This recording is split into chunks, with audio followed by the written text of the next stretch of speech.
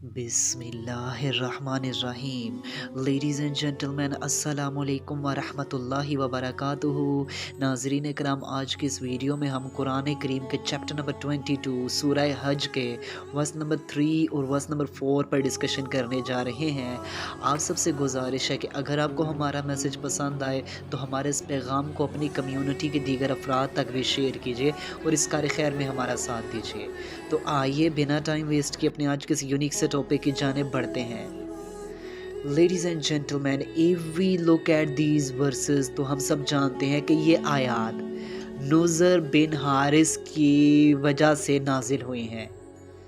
हम सब जानते हैं कि नुज़र बिन हारिस सोसाइटी में एक करप्टेड किस्म के बिलीफ्स जो हैं उनको प्रोमोट कर रहा था, उनकी तबलीग किया करता था। अब जैसा कि हम सब जानते हैं कि सबसे पहले तो ये जो एंजल्स हैं उनके बारे में करप्टेड किस्म का बिलीफ सोसाइटी को दे चुका था। कहता था कि जो एंजल्स हैं, नाउज़ुबिल्ला सुमा नाउज़ुबिल्ला, कि वो अल्लाह ताला की बेटियां हैं। इसके अलावा एक और करप्टेड किस्म का बिलीफ सिस्टम इसने इंट्रोड्यूस कराया कि जो कुरान है ये जस्ट ओल्ड पीपल्स की स्टोरीज़ हैं, ये पुराने लोगों के किस्से कहानियाँ हैं।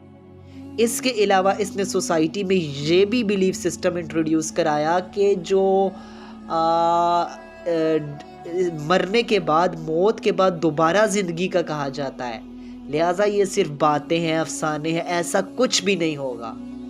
लिहाजा वो इस किस्म के करप्टेड बिलीव्स को सोसाइटी में प्रमोट करता था और उसके मानने वालों की तादाद भी ज़ाहिर सी बात है, जो लोग फॉलोअर्स बन जाते हैं वो भी जाहिलों के भी बहुत बड़े फॉलोअर्स बन जाते हैं।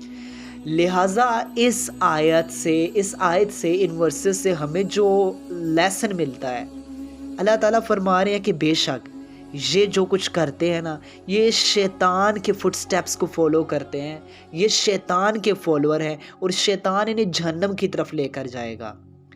अब हम देखें यहाँ से हमें ये लेसन जो मिल रहा है, सबक हमें मिल रहा है, वो ये कि हमारी सोसाइटी में भी बहुत से शैतान के फॉलोअर्स होते हैं जो स्कॉलर्स का लिबादा ओढ़ कर आए होते हैं, जो सोसाइटी में आकर बिलीव्स में, यूथ में, नौजवान नस्ल में कन्फ्यूजन्स पैदा करते हैं। वो इस्लाम का इमेज ब्लर करके दिखा रहे होते हैं, वो ऐसे बिलीफ्स आपको दिखाएंगे कि हमारी यूथ मुतासिर हो जाएगी, लेकिन वो आपके बिलीफ सिस्टम को तबाह करने के लिए आए होते हैं। लिहाजा ऐसे किस्म के शैतान के एजेंट से बचा जाए।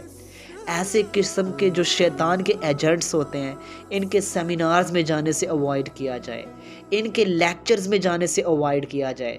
यूथ को अपने दीन के हवाले से इतना फहम तो होना चाहिए कि उन्हें पता हो कि कौन सा स्कॉलर ठीक बात कह रहा है और कौन सा हमें गुमराही की तरफ ले जाएगा, किसके बिलीफ सिस्टम बेस्ट हैं, इस्लाम के मुताबिक है, और कौन शैतान का एजेंट है। इतना तो as a Muslim, as a believer हमें पता होना चाहिए और हमें अपने बच्चों को, हमें अपनी नौजवान नस्ल को ऐसे किस्म के शैतान के एजेंट्स के पास जाने से रोकना चाहिए। इनके सेमिनार्स, इनके लेक्चर्स का बाइकआउट करना चाहिए जो ऐन इस्लाम के इमेज को ब्लर करके दिखाते हैं।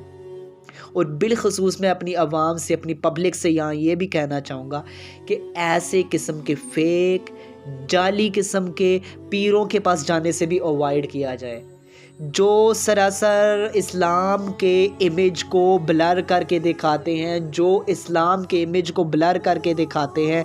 ऐसे किस्म के जैली फेक किस्म के पीरों के आस्थानों पर जाने से भी गुरेज किया जाए, ताकि आप कहीं ऐसा ना हो कि आप अपने ईमानों का सौदा कर बैठें।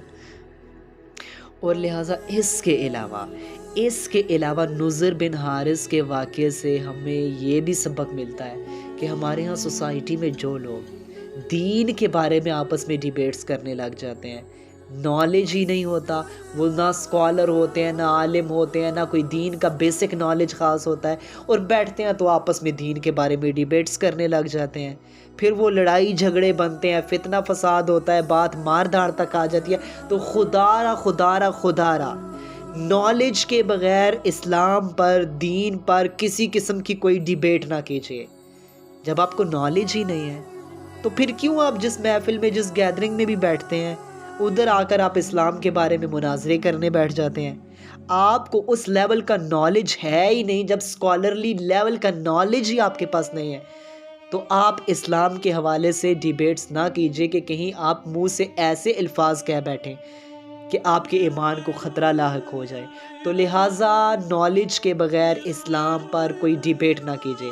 آج ہم دیکھتے ہیں نا ہماری جو یوتھ جو ایول میں اتنا ٹاپ پر جا چکی ہے، اتنا پیک پر جا چکی ہے، جنہیں دین کا کوئی خاص فہم نہیں ہوتا، دین کی بیسس سے بھی وہ واقف نہیں ہوتے، تو وہ آتے ہیں تو وہ بھی علماء پر اعتراض کرنے لگ جاتے ہیں، وہ بھی اسکالرز پر اعتراض کرتے ہیں، وہ بھی مولویوں پر اعتراض کرنے لگ جاتے ہیں۔ میں کہتا ہوں یہ کس منہ سے اعتراض کر رہے ہیں؟ یہ کس منہ سے اعتراض کر رہے ہیں جو ایول کی پیک تک جا پہنچے ہیں؟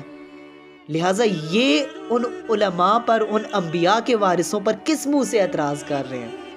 ٹھیک ہے، مانتے ہیں کہ علماء سے بہت سی غلطیاں ہوئی ہیں اور ہوئی بھی ہوں گی، لہٰذا جو یوتھ ہے جو دین سے اوورآل ہی بہت زیادہ دور ہے تو وہ کس منہ سے ان پر اعتراض کرتے ہیں؟ ایک تو ہو نا بندہ خود ایک اسکالرلی لیول پر بہت تقویٰ کے پیک پر ہو تو وہ جا کر کسی حد تک ان پر اعتراض کرے تو بنتا ہے، لاجک بنتا ہے۔ لہٰذا جب خود ہی ہم ایول کی پیک پر ہیں اور ہم دوسروں کو نیچا دکھانے کے لیے یا علماء پر، اسکالرز پر جا کر اعتراض کرتے پھریں، لہٰذا یہ اس قسم کے نوجوانوں کا کام نہیں ہے کہ وہ ان پر آ کر تنقید کرتے پھریں۔ لہٰذا جو علمی مباحث ہوتی ہیں وہ اہل علم ہی جانتے ہیں۔